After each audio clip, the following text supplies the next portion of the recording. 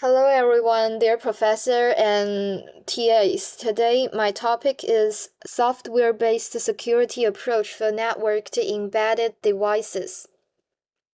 I will introduce it in four parts. The first is reason, the second is main contribution, the third part is re-implementation plan, and finally is schedule. The part one reason for choosing this paper. I have two reasons. The first one is easy to reproduce and achievable for me. This paper is a good choice because it only needs software implementation, not special hardware. With my current ability, I can build and test these systems on a normal device or a simple simulator. It uses open source tools such as the Soldia lightweight encryption and Diffie-Hellman key exchange, which makes the system clear and easy to reproduce. And the second one is practical and innovative. The paper solves a real problem in IoT security. Many low-cost devices do not have hardware protection.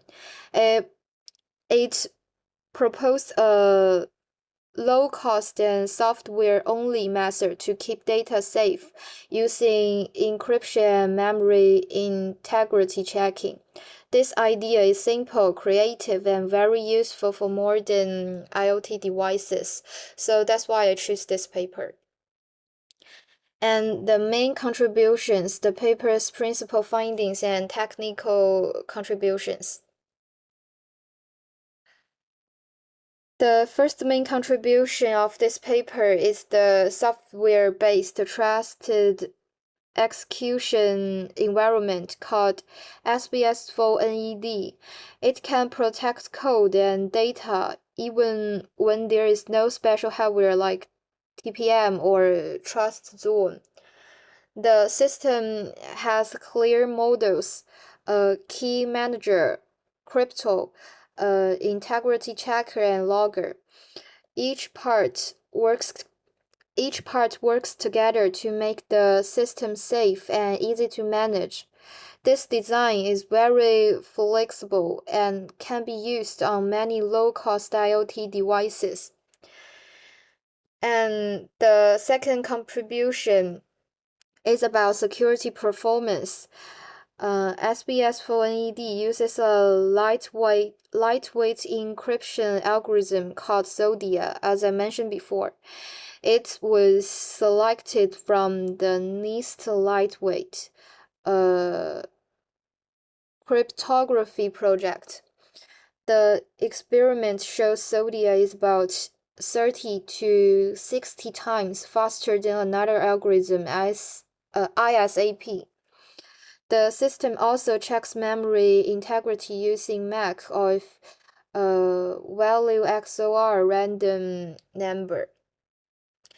This means if anyone changes the data, the system can find them quickly.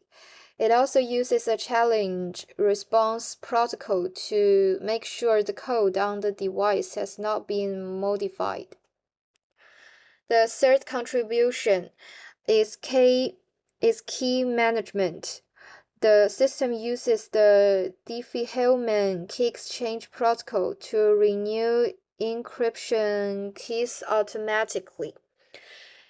This allows the device and the gateway to keep communication secure for a long time. The keys are updated without manual work, which reduces human error. This feature helps the system stay safe even when it runs for months or years. Finally, the author test the system on a Raspberry Pi 3 Plus. They tested the file size from 1 KB to 65 KB to measure speeds and memory use. The results shows that SBS4NED works well even on low-cost devices. It can keep high performance and protect data at the same time. This This proves that a software-only security system is practical and effective for IoT environments.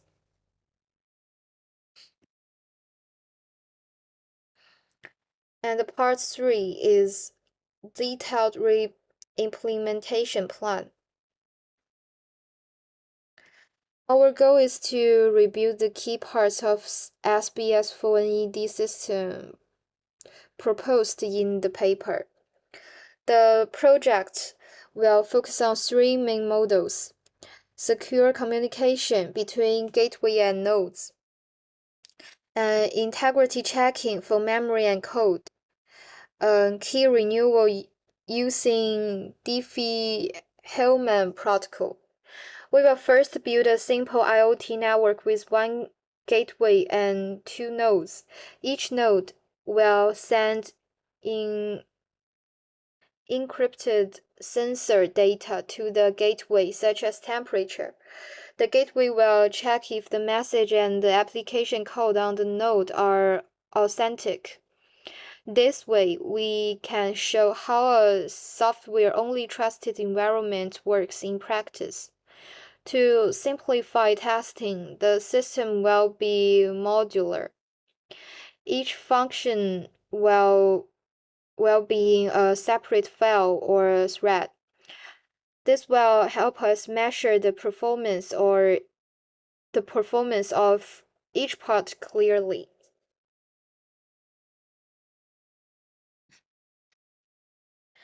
And for the tools and technologies, for hardware, we will use Raspberry Pi 3 Plus as both gateway and node, or a QEMU microcontroller simulator if hardware is not available.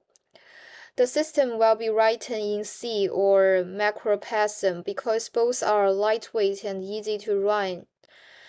For encryption, we will use Tiny AES or Mbed TLS and integrate the SODIA algorithm from the NIST lightweight cryptography finalist.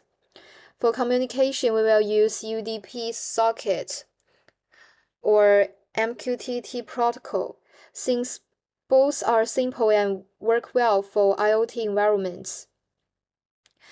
Each message will be encrypted before sending and decrypted when received. To check data integrity, the system will compute MAC, where V is the value and T is the timestamp or random number. This method ensures that only the correct process can verify the message. We will also implement the challenge response mechanism to verify that the node's code has not been changed. Finally, we will use Wireshark to monitor packets and confirm that all transmitted data is truly encrypted. For experiments, we will simulate sensor readings such as temperature, pressure, and light intensity. Each reading will be encrypted and sent to the gateway for verification. We will test 3 parts of system performance. The first is speed, the delay between sending and receiving messages, and memory use, how much RAM the encryption process takes, and the security, whether the system can resist attacks like man in the middle and replay attacks. We will compare encrypted and unencrypted transmissions to measure the overhead. expected delay increase is under 10%, and total memory usage should stay below 30 KB per node. For virtualization, I will create charts, one for encryption decryption speed, one for memory usage, and one Wireshark screenshot showing the difference between plain text and ciphertext packets. This helps show both technical performance and visual proof of encryption success. Finally, the part 4 is schedule. The timeline will list about 7 weeks. In the week 1 and 2, we will read the paper carefully and design the system models.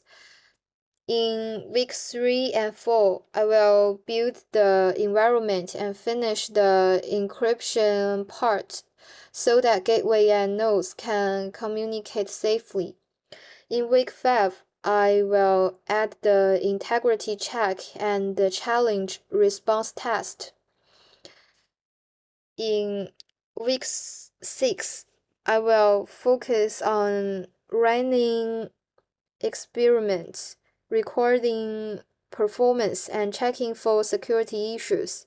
Finally, week 7 will be used to analyze all results, create charts, and prepare the final PowerPoint for the presentation. And thank you for watching. That's the end.